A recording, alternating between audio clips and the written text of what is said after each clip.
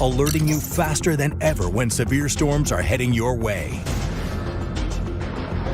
We have a lot to talk about this morning, and we're going to get right to it. Here's a broad look at what's to come today. You know, we've been talking about this day and the days following all week because today the kids need the rain jackets. Tomorrow they'll need the heavy coats.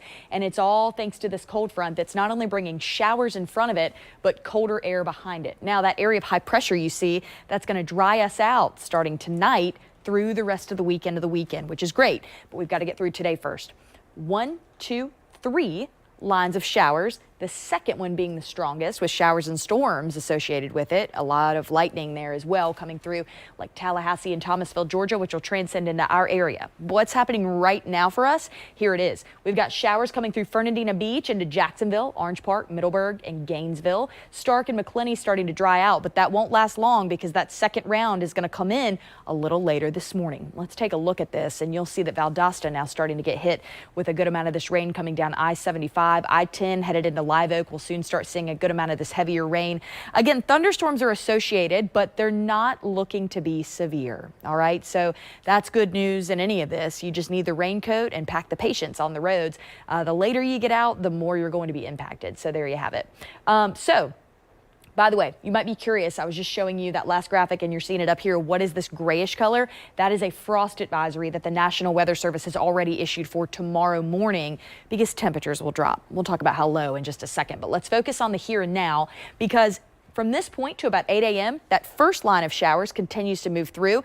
And St. Mary's, Georgia, you will be literally seeing some heavier activity than, say, Jacksonville as these showers get out of here by about 9 a.m. From 9 to about 10 a.m., that heavier line comes through Lake City up toward Waycross, moving in and really, steadies up from 11 o'clock to about noon as it makes its way through Jacksonville, Orange Park, Green Cove Springs. That whole line is going to impact our entire viewing area, just at different times for different areas. 12 to about 1 o'clock is when this starts to move off into the Atlantic, but St. Augustine and Palm Coast are impacted.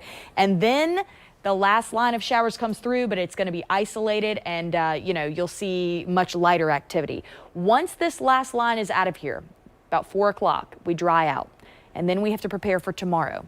So while dry is the key word for tomorrow, cold is also another key word because we're going to drop in temperature into the 30s overnight tonight, leading into that frost advisory tomorrow morning. So you will be dry for the majority of the weekend. The next couple of days, though, with any rain we get, it doesn't amount to much. So rain is the story, but it's not the primary threat.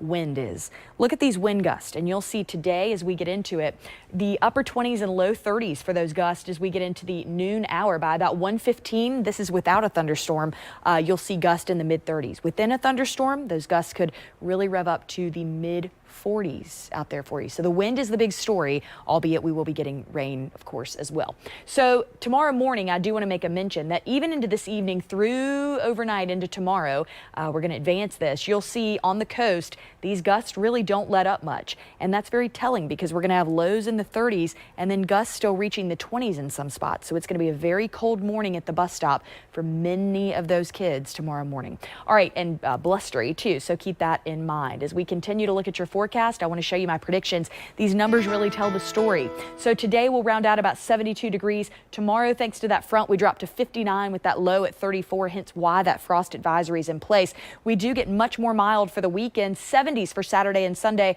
with lows in the 50s. We've got all eyes on this, and if you have any questions, you know to reach out.